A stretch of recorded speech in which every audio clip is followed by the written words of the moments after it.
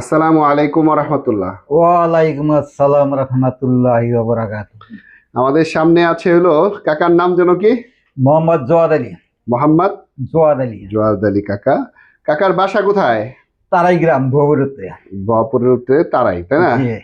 আচ্ছা, আপনি কি কি সমস্যায় ভুগতেছিলেন বলেন তো দেখি। আমার সমস্যা হলো শরীরে সম্পূর্ণ শরীরে বিষ ব্যথা জর্জরিত।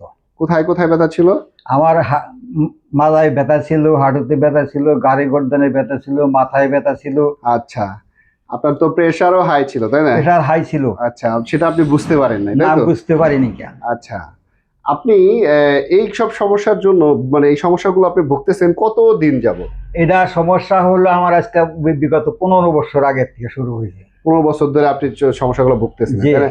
এর জন্য কোনো ডাক্তার দেখাইছিলেন? হ্যাঁ, ডাক্তার মানিকগঞ্জ হাসপাতালে গেছিলাম। আচ্ছা সেখানে চিকিৎসা করছি, কোনো কিছু হয় নাই। আচ্ছা, তাছাড়া অন্য তারপরে টাঙ্গাইল হাসপাতালে আমি গেছিলাম। আচ্ছা, বুঝতে পারছি, মানে আপনি বিভিন্ন জায়গায় চিকিৎসা নিয়েছি, অনেক বড় বড় ডাক্তার দেখাইছেন। বড় বড় ডাক্তার দেখেছি। আচ্ছা, ঠিক আছে। আচ্ছা, আপনি তো আমাদের কাছে 4 বার হিজামা চিকিৎসা নিয়েছেন, তাই না? জি জি। আচ্ছা, এখন আপনার শরীরের কি অবস্থা বলেন? শরীরের অবস্থা অনেক সুস্থ। অনেক সুস্থ? অনেক সুস্থ। আচ্ছা, আপনার যে আগে সমস্যা হতো সেটার জন্য ওই ব্যথার জন্য জীবনযাপন করতে কেমন কষ্ট হতো? ও খুবই কষ্ট হয়েছে, আমি হাঁটতে পারি নাই, চলতে পারি নাই। আমার এমনও সময় হয়ে গেছিল যে আমি কোনোদিন আত্মহত্যা করার জন্য আমি উদ্যোগও নিয়েছিলাম। আস্তাগফিরুল্লাহ। এরকম উদ্যোগও নিয়েছিলাম আমি মনে মনে।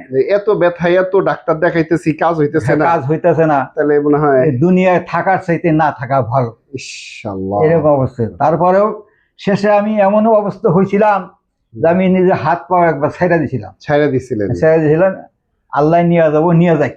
নিয়ে যাক। আচ্ছা, আপনি তো যেদিন আসছিলেন আপনার তো প্রায় প্রথম দিন প্রেসার ছিল 200-এর বেশি, নাকি? 200-এর বেশি আমার ছিল। আচ্ছা, যখন আপনি এখানে আসবেন তার আগ মুহূর্তে রাতগুলো আপনার কেমন কাটতো?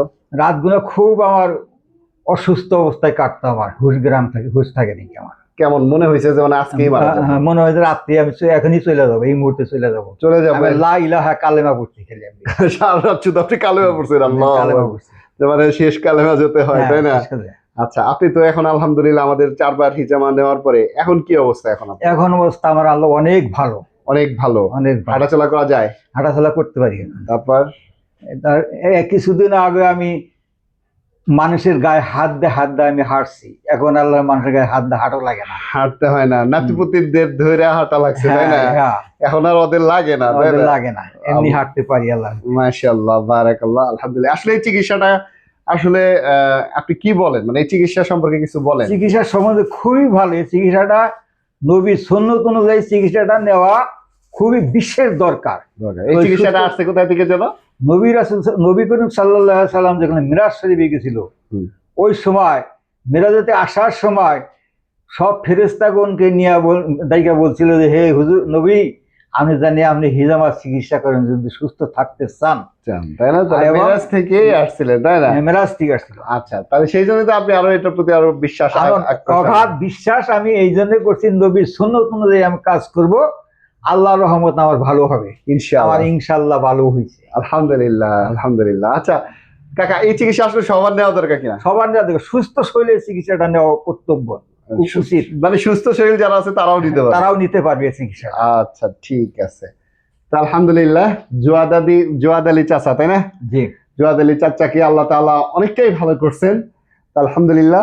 তো আমরা চাই যে আল্লাহ তাআলা জওয়াদ আলী চাচাকে ভালো করুক, ভালো রাখুক, এবং কি ইমানের সাথে রাখুক, এবং কি উনি আরো সুস্থ থাকেন, এবং সাথে আমরাও সুস্থ থাকি, তাই? আলহামদুলিল্লাহ। আসসালামু আলাইকুম ওয়া রাহমাতুল্লাহি ওয়া আলাইকুম আসসালাম ওয়া রাহমাতুল্লাহ।